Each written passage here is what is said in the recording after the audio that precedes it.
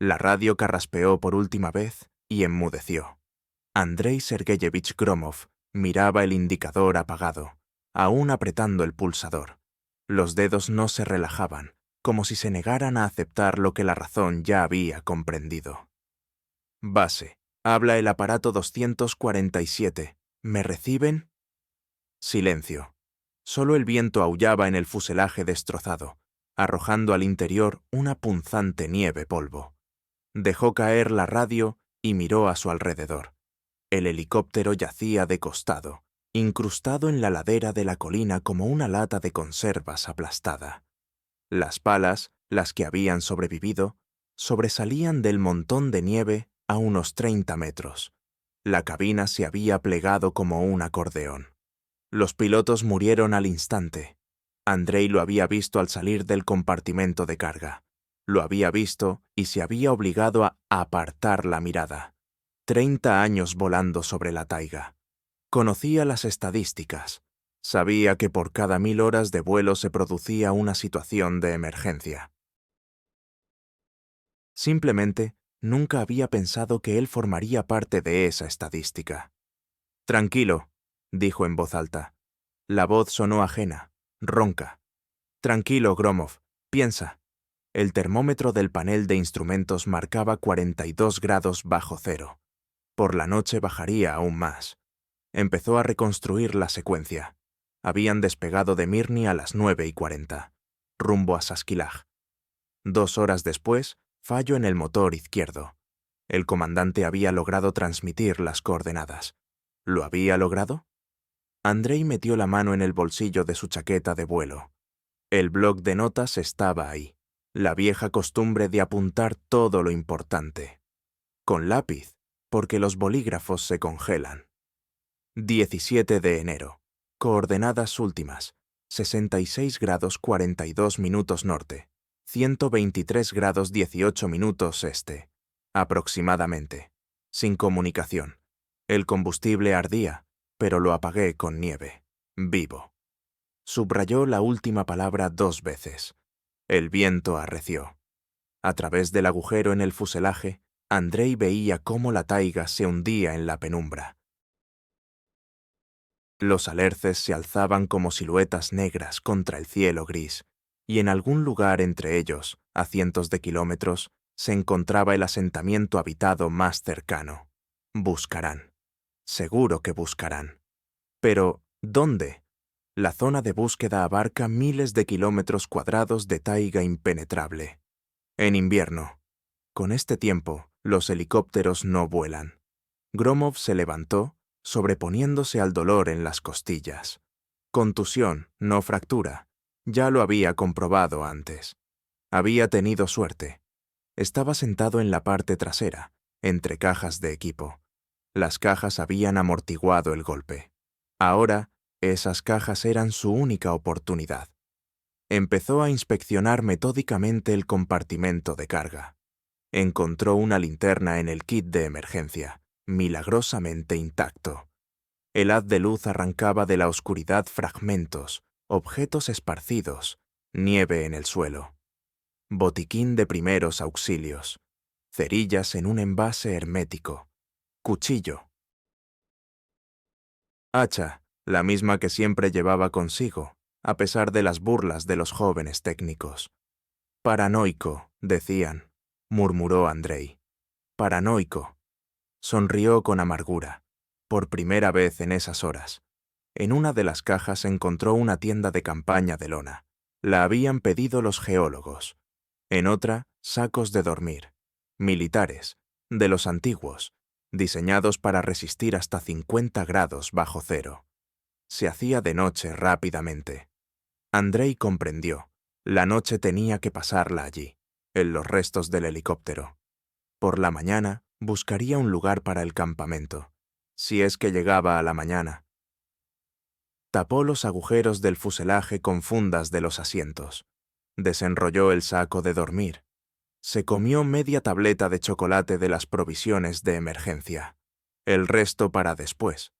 Antes de meterse en el saco, sacó el bloc de notas. Primera noche, la temperatura baja, viento del noroeste, Escribiré un diario. Si encuentran mi cadáver, que sepan que no me rendí de inmediato. Se quedó paralizado con el lápiz en la mano. Si encuentran mi cadáver. No, así no. Gromov tachó la línea y volvió a escribir. Cuando me encuentren, que sepan cómo sobreviví. Tras la pared del helicóptero, la taiga aullaba. El termómetro marcaba 45 grados bajo cero. Andrei Sergeyevich Gromov cerró los ojos. Faltaban 14 horas para el amanecer. 82 días por delante. La mañana llegó con una luz gris a través de las rendijas del fuselaje. Gromov abrió los ojos y lo primero que hizo fue mirar el termómetro. 42 grados bajo cero. Había subido la temperatura. Salió del saco de dormir y el frío se aferró al cuerpo al instante. Los dedos se entumecieron en segundos. Gromov se puso los guantes y se obligó a moverse, a agacharse, levantarse, agacharse. La sangre fluyó a regañadientes por las venas. Ayer había actuado por instinto. Hoy tenía que pensar. «Inventario», dijo en voz alta. La voz sonaba ronca, ajena. «Inventario completo». Sacó el bloc de notas del bolsillo y empezó a recorrer metódicamente los restos. Provisiones de emergencia del helicóptero, 4 tabletas de chocolate, una lata de leche condensada, un paquete de galletas, para 3 días, si economizaba. Botiquín de primeros auxilios, vendas, yodo, aspirina, torniquete. Pistola de bengalas con 3 cartuchos, linterna, las baterías casi agotadas, la carga de los geólogos. Ahí estaba el verdadero tesoro. Gromov rebuscaba en las cajas, y con cada hallazgo el corazón le latía con más fuerza. Tienda de campaña de doble capa. 2 sacos de dormir, militares, diseñados para resistir hasta 50 grados bajo cero. Un hornillo y, no daba crédito a sus ojos, un bidón de queroseno, unos 5 litros, un caldero, un hacha buena, con mango largo, un cuchillo de caza en una funda de cuero, un rollo de cuerda, una caja de cerillas de cazador, resistentes a la humedad. «Víctor Palich», susurró Gromov, «tú mismo revisaste esta carga». Recordó cómo Kuznetsov, antes del despegue, había refunfuñado. «Estos geólogos están como una cabra, quieren llevar tantas cachivaches». Y Gromov había bromeado. «Es la taiga, comandante, mejor prevenir». Ahora, esos cachivaches podrían salvarle la vida. En el bolsillo de la chaqueta de Kuznetsov encontró una petaca, llena de alcohol. Gromov la guardó cuidadosamente en la mochila. Para fricciones, para desinfectar. No apta para el consumo. Aún no apta para el consumo. Lo apuntaba todo en la libreta. Calculaba, sopesaba. Comida. Para una semana, con una economía férrea. Queroseno. Para 2 semanas, si solo quemaba el hornillo para cocinar. ¿Y después? Después, la taiga. Gromov salió al exterior. La nieve le deslumbró. Alrededor, ni rastro ni sonido. Solo alerces muertos y una blancura infinita. Rodeó el helicóptero. La viga de cola se había partido con el impacto. Yacía a unos 20 metros. Las hélices estaban destrozadas. El depósito de combustible vacío. Se había vaciado todo en el aire. De lo contrario, habría habido un incendio. «Suerte», pensó Gromov, y al instante se reprendió. ¿Suerte? 2 personas habían muerto. ¿Qué clase de suerte era esa, por el amor de Dios? Volvió junto a los cuerpos. Kuznetsov yacía igual que ayer, aplastado contra el panel de instrumentos. Gromov se obligó a mirar. El rostro de su amigo estaba sereno, casi apacible. La muerte había llegado al instante. «Te enterraré», dijo Gromov. «Lo prometo, pero no hoy. Ahora la tierra es como piedra». Le quitó al comandante el reloj. Un poliot, regalo de su mujer por su aniversario. Kuznetsov lo presumía antes de cada vuelo. Gromov se guardó el reloj en el bolsillo del pecho. Si salía de esta, se lo entregaría a Marina. Cuando saliera de esta. Hacia el mediodía había terminado el inventario. Lo extendió todo sobre la lona, lo fotografió mentalmente. Luego lo empaquetó todo cuidadosamente de nuevo. El plan había madurado solo. Primero, reforzar el refugio. El fuselaje era una protección decente, pero necesitaba calafatear todas las grietas, aislar el suelo. Segundo, comida. Las provisiones se acabarían rápido. Necesitaba trampas, necesitaba cazar. Gromov nunca había cazado, pero había leído, visto, oído. Tendría que aprender. Tercero, una señal. Tenía 3 bengalas, es decir, 3 oportunidades. No podía gastarlas hasta que oyera un avión. Anotó el plan en la libreta. Miró las líneas. Las letras temblaban. Las manos le castañeteaban de frío. Día segundo, añadió. Inventario completado. Hay posibilidades, pequeñas pero las hay. Afuera empezaba a oscurecer. Hasta el siguiente amanecer. De nuevo 14 horas. Gromov miró hacia la taiga. En algún lugar, un río. En algún lugar, personas. En algún lugar, su hogar. Encontraría el camino. Pero primero, tenía que sobrevivir a la noche. Al tercer día, Gromov enterró a los muertos. La tierra estaba helada a 1 metro de profundidad. Era inútil cavar. Arrastró los cuerpos de Kuznetsov y Olegov a 200 metros del helicóptero, hasta un alerce derribado. Los colocó uno al lado del otro. Los cubrió con una lona, la sujetó con piedras. Olegov parecía dormido. 29 años, copiloto, casado hacía 6 meses. Con el impacto, lo habían lanzado contra el panel de instrumentos. Muerte instantánea. «Lo siento, Dima», dijo Gromov. «Te prometí que te enseñaría a jugar al preference. No tuve tiempo». Se quedó 1 minuto en silencio. Luego volvió al trabajo. La sentimentalidad era un lujo. A los muertos les daba igual. Los vivos necesitaban un refugio. El fuselaje no retenía bien el calor. Gromov había tapado los agujeros de la chapa con trapos, pero el viento encontraba grietas. Por la noche, la temperatura en el interior bajaba hasta los 30 grados bajo cero. Necesitaba una estufa. Gromov examinó los restos. El depósito de combustible estaba perforado, pero el metal estaba intacto. Si recortaba un trozo, lo doblaba, hacía un tubo con la chapa. Trabajó todo el día. Sus manos con guantes se movían lentamente. Sin guantes se le entumecían en 1 minuto. El hacha se mellaba contra el metal helado. Pero al anochecer lo había conseguido. Una caja de hierro con agujeros para el tiro, un tubo que salía por un boquete del techo. La primera hoguera dentro, pequeña, de prueba. El humo salía por el tubo. La temperatura subió hasta los 15 grados bajo cero. Gromov sonrió por primera vez en 3 días. «Ahora, la comida», dijo en voz alta. Las conversaciones consigo mismo habían comenzado el segundo día. La voz le ayudaba a pensar. La voz demostraba que aún era un ser humano. Trampas. Había visto un esquema en la revista Caza y Economía Cinegética. Su esposa la suscribía para su padre. Un lazo de alambre, una rama doblada como resorte, un cebo. En el helicóptero había suficiente alambre. Gromov cortó 12 trozos, dobló los lazos. Salió a la taiga. Huellas. Tenía que buscar huellas.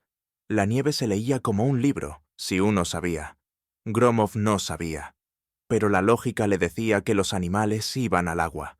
Había oído un arroyo ayer, a unos 300 metros al este. Encontró un sendero. Nieve pisoteada entre los arbustos. ¿De liebre? ¿De zorro? No importaba. Un ser vivo pasaba por allí con regularidad. 6 trampas junto al sendero, 6 junto al arroyo. El cebo, migas de galletas. «Mañana revisaré», dijo Gromov. Noche cuarta. La estufa rugía, devorando ramas secas. Gromov yacía en el saco de dormir, observando los reflejos del fuego sobre el metal destrozado. En su mente surgió el rostro de Olegov. La última conversación, 1 hora antes del despegue. «Andrei Palitch, ¿usted cree en las supersticiones?». No. Hoy llamó mi mujer. Dice que no vuele, que tuvo una pesadilla. ¿Y tú qué? Me reí. Le dije, en 3 días vuelvo. Gromov cerró los ojos. Habían pasado 3 días. Olegov no había regresado. En cambio, en algún lugar de Yakutsk, una mujer joven aún esperaba. Aún creía. Tenía que salir de esta, al menos para contarle la verdad. Por la mañana, una perdiz nival se debatía en las trampas. Gromov observó al ave, gris y blanca, que batía desesperadamente las alas, y sintió cómo le temblaban las manos. No de frío, nunca había matado. «Es comida», dijo una voz interior. «Proteínas, calorías, vida». Gromov agarró la perdiz por el cuello. Un solo movimiento. Después se quedó sentado un rato en la nieve, mirando al ave muerta en sus manos. «Gracias», dijo al fin. «Y perdóname». La taiga enseñaba rápido. La taiga no perdonaba la debilidad. Hacia el atardecer del 5.º día, Gromov se comió la primera sopa caliente en una semana. En las trampas aguardaban otras 2 perdices nivales. Sobreviviría, pero la taiga apenas comenzaba su prueba. Al 8.º día, la taiga mostró los dientes. Gromov revisaba las trampas junto al arroyo cuando escuchó un crujido. No era una rama, sino algo pesado que se abría paso a través del sotobosque. Se quedó petrificado, pegado al tronco de un alerce. Un oso hambriento, despertado antes de tiempo, salió a un claro a 30 metros. Flaco, con el pelaje a mechones, con los ojos desorbitados por el hambre. No había hibernado, lo que significaba que no había acumulado grasa, lo que significaba que mataría a todo ser vivo. Gromov dejó de respirar. El oso levantó el hocico, olfateando. Se giró en su dirección. El hacha en el cinturón, el cuchillo en el bolsillo. Contra 400 kilos de furia hambrienta, nada. Los segundos se alargaron hasta la eternidad. El viento soplaba desde el animal, pero aún no lo había olfateado. Gromov, lenta, milímetro a milímetro, estiró la mano hacia la pistola de bengalas en el bolsillo de la chaqueta. El oso dio un paso adelante. Gromov disparó al aire. Un destello rojo rasgó el cielo gris. El oso, sorprendido, rugió y salió corriendo, destrozando los abetos jóvenes. Gromov se deslizó por el tronco hasta la nieve. Le temblaban tanto las manos que no podía guardar la pistola de bengalas. Quedaba una bengala, una, para avisar a los rescatistas. «¡Mierda!», suspiró. «¡Mierda, mierda, mierda!». Por la noche, encontró en el bolsillo de la chaqueta de Evgeny Lee un cuaderno. El geólogo había muerto en el accidente. Gromov había visto su cuerpo el primer día, cubierto por un fragmento del panel de instrumentos. 41 años. Volaba para explorar un yacimiento. Ahora yacía bajo la lona junto a los pilotos. Gromov hojeó las páginas a la luz de una lámpara improvisada. Diagramas de rocas, coordenadas, cálculos. Y entre ellos, cartas. «Masha, si estás leyendo esto, significa que no he vuelto. No llores. Sabías con quién te casabas, con un hombre que busca oro en el permafrost y cree que algún día lo encontrará». Gromov cerró el cuaderno. 3 personas, 3 familias que esperan, 3 cartas que debe entregar. Sacó su diario y empezó a escribir. Día 8. Me encontré con un oso hambriento. Gasté una bengala. Me queda una. Encontré los apuntes de Lee, el geólogo. Tiene una esposa, Masha. Le entregaré el cuaderno si salgo de esta. Cuando salga de esta. Tachó sí. Escribió «cuándo» en mayúsculas. Las palabras tenían poder. Gromov creía en eso. Al 10.º día entendió la ley de la taiga. No es «sobrevive el más fuerte». No es «el hombre es el rey de la naturaleza». La ley era más simple y aterradora. La taiga no es enemiga ni amiga. La taiga es una fuerza indiferente a la que le da igual si te congelas o sobrevives. Te da perdices nivales en las trampas y te envía un oso hambriento. Te da leña y te quita los dedos con la congelación. Sobrevive el que acepta las reglas, el que no lucha contra la taiga, sino que negocia con ella. Gromov trasladó el campamento. Ahora dormía en el fuselaje, cubierto de ramas de abeto hasta el techo. La estufa funcionaba bien. Las trampas daban 2 o 3 perdices nivales a la semana.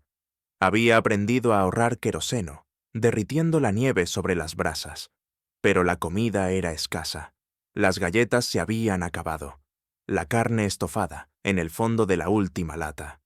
Gromov miró el mapa, dibujado de memoria. Hasta el poblado más cercano había unos 120 kilómetros al sur, a través de la taiga, sin esquíes, con la nieve hasta la cintura. ¿Esperar o irse? Cerró los ojos y oyó la voz de Kuznetsov. En la taiga, lo importante es no entrar en pánico. Espera hasta el final. Ve hasta el final. Lo peor es titubear. Espero, dijo Gromov en voz alta. Por ahora, espero. Tras las paredes del fuselaje aullaba la ventisca.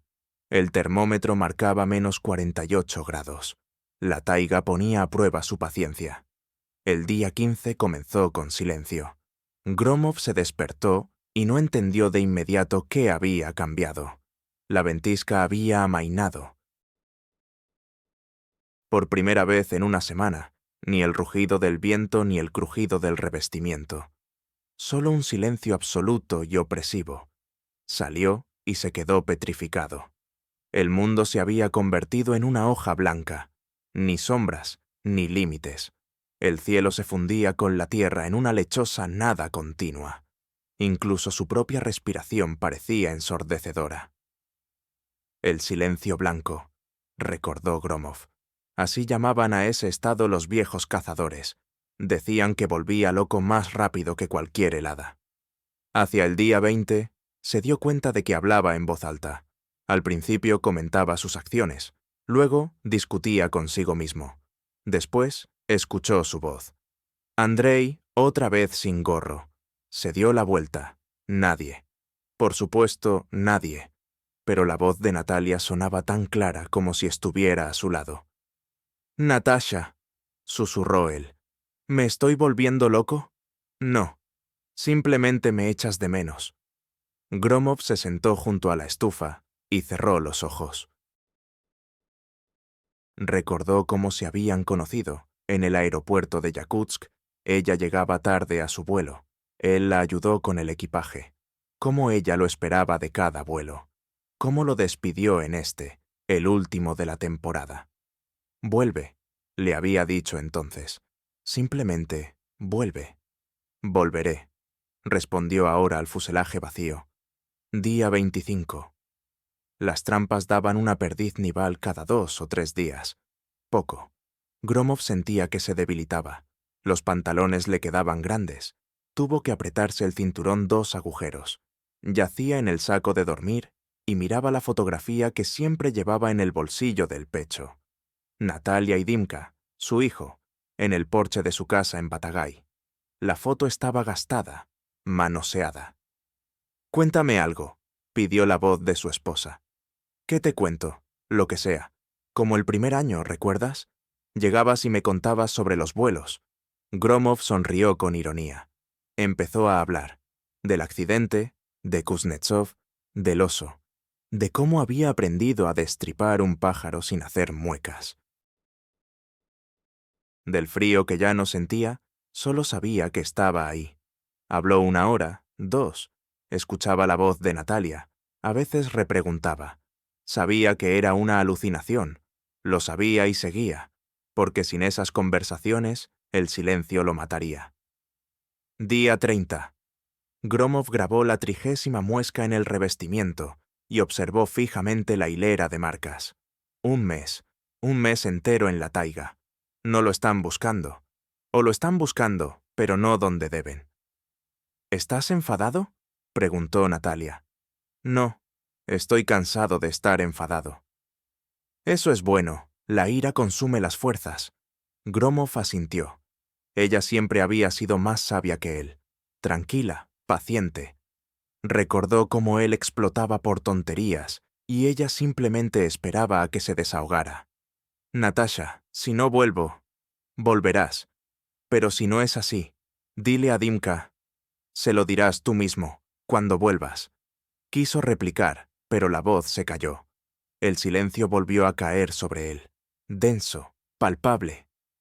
Gromov miró el termómetro, -52 grados. El día más frío desde que empezó la prueba.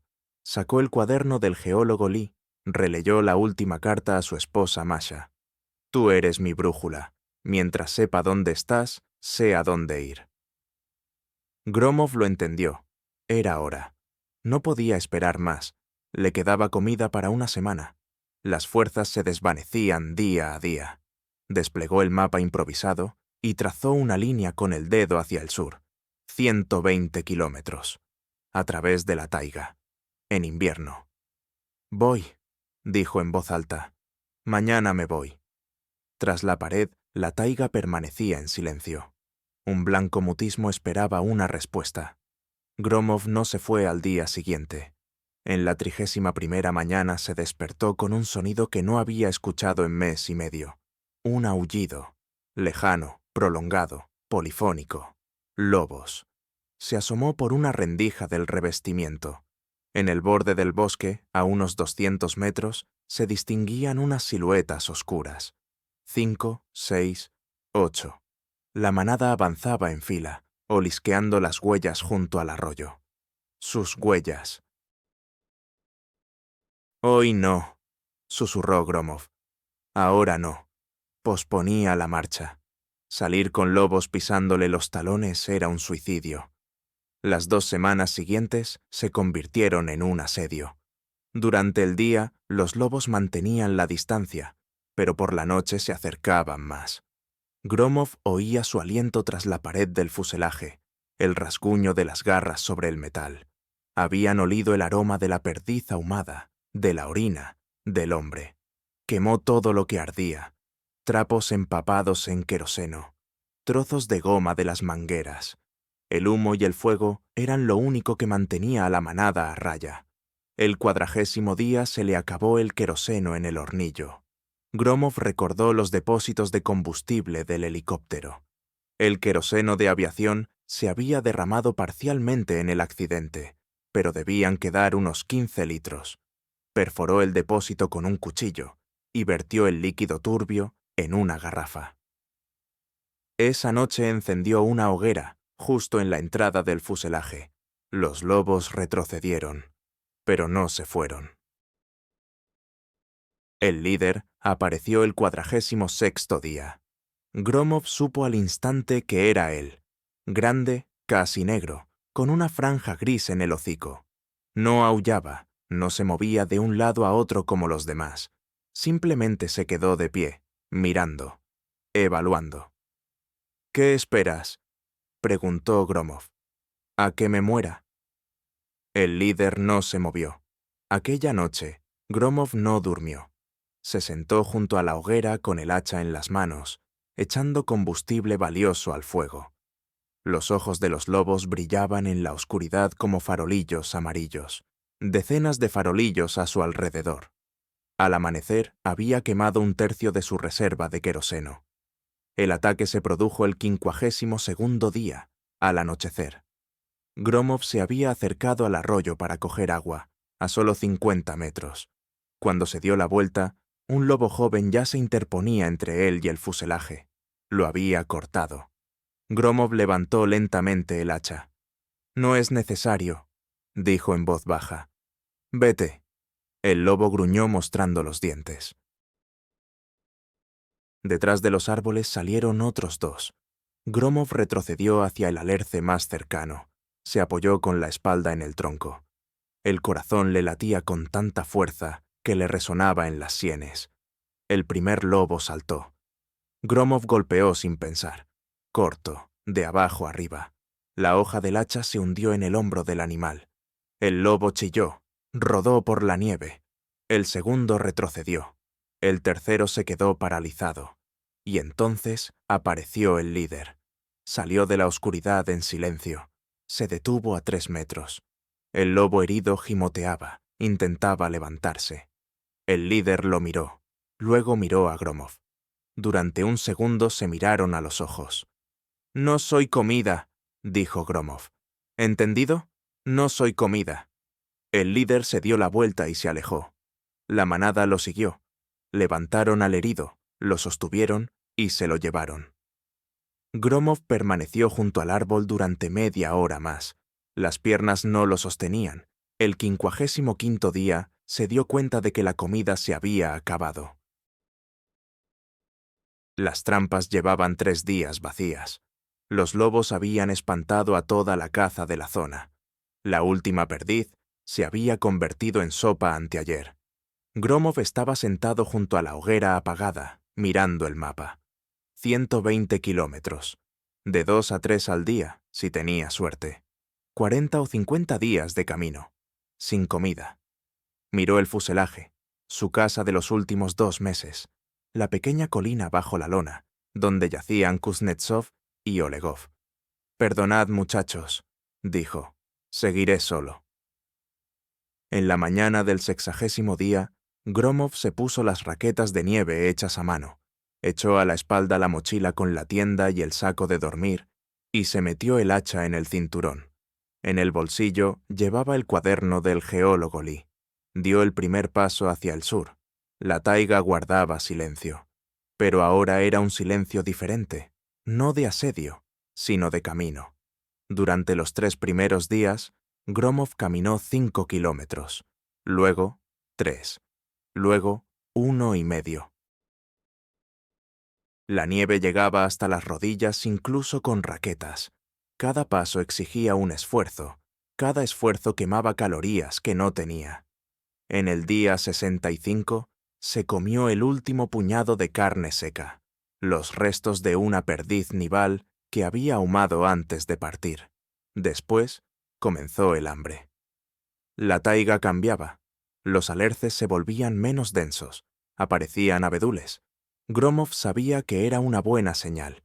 Los abedules crecen más al sur, más cerca de la gente, pero las piernas se negaban a seguir.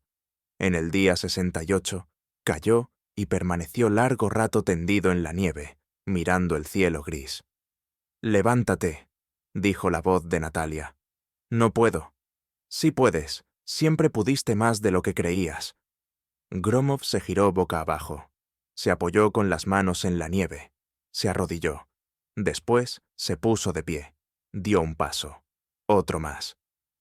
En el día 70, encontró una vieja senda de cazadores. Una trocha apenas perceptible entre los árboles. Un sendero hecho por humanos. Gromov se quedó de pie, tocando con la mano una marca de hacha en el tronco de un pino. Alguien había pasado por allí. Quizás hacía 1 año, quizás 10. Pero había pasado. No está solo. El sendero se dirigía al sureste. Gromov giró para seguirlo. Día 75. La temperatura subió a menos 30 grados. Casi calor. Gromov caminaba apoyándose en un bastón de alerce. Había perdido 20 kilos. La barba le crecía hasta el pecho, enmarañada y canosa. Los ojos hundidos. Pero seguía caminando. En el bolsillo llevaba el cuaderno de notas de Lee. Gromov a veces lo sacaba y releía las cartas a Masha. «Me preguntas por qué voy a estas expediciones, porque allí entiendo lo que es importante, y lo único importante eres tú». «Lo entregaré», susurraba Gromov. «Lo prometo». En el día 78, vio humo. Primero pensó que era una alucinación, como la voz de Natalia, como el olor de los pasteles de su madre, que a veces le parecía percibir por las noches. Pero el humo no desaparecía. Una fina columna gris ascendía sobre los árboles a 2 kilómetros por delante. Gromov echó a correr. Mejor dicho, lo intentó.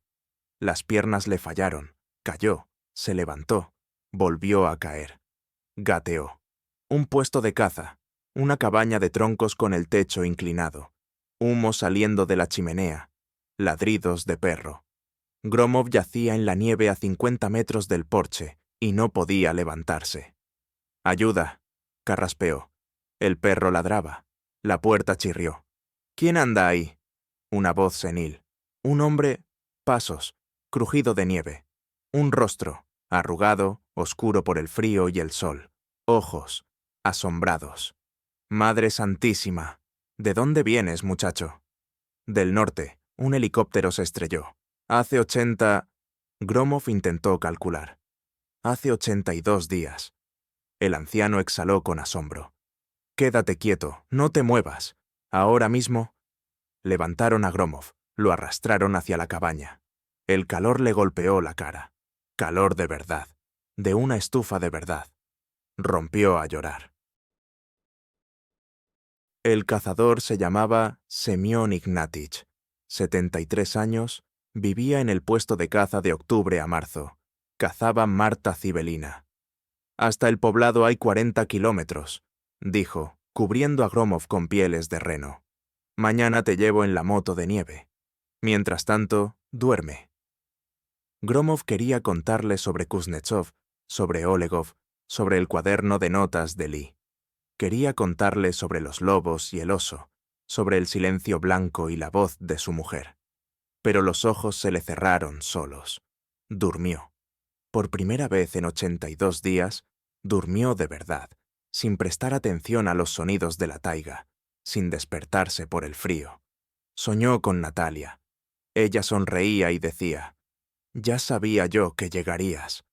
La moto de nieve de Semión Ignatich rugía como una bestia herida, abriéndose paso entre los montículos de nieve. Gromov iba sentado detrás, agarrado al anciano con dedos rígidos. 40 kilómetros hasta el poblado.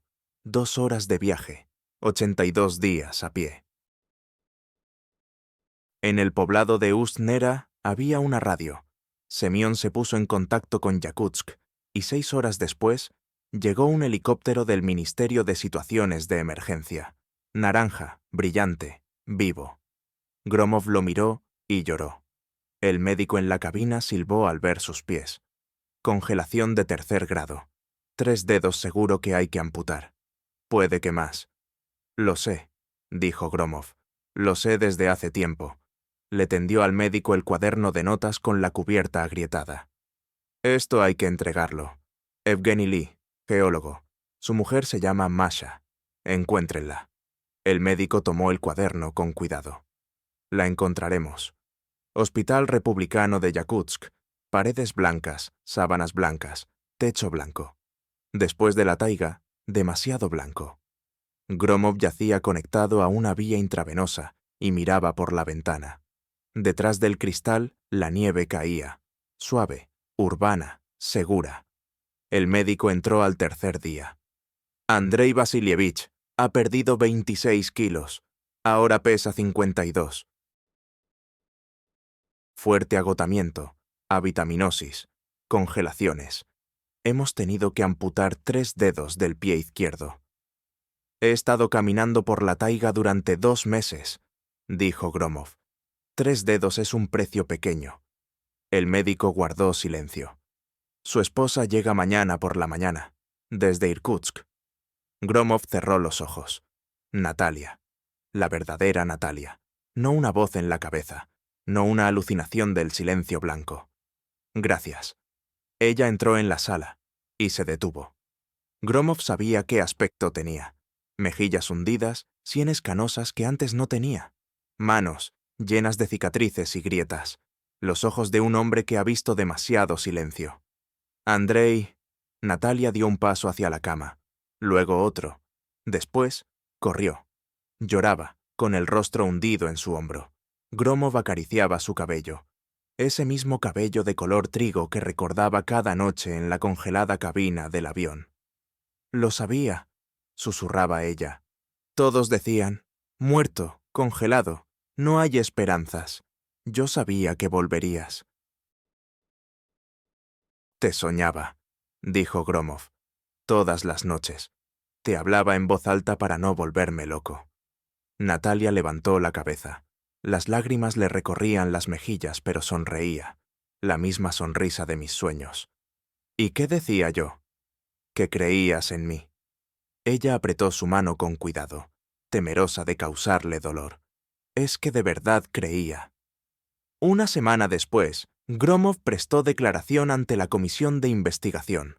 Contó sobre el fallo del motor, las coordenadas del accidente, los cuerpos de Kuznetsov y Olegov bajo la lona. En primavera enviarán una expedición por ellos. Le entregó personalmente el reloj de Kuznetsov a su viuda, cuando pudo andar con muletas. Ella lloraba, le daba las gracias, no sabía qué decir. Gromov lo sabía. Él tampoco lo supo durante 82 días.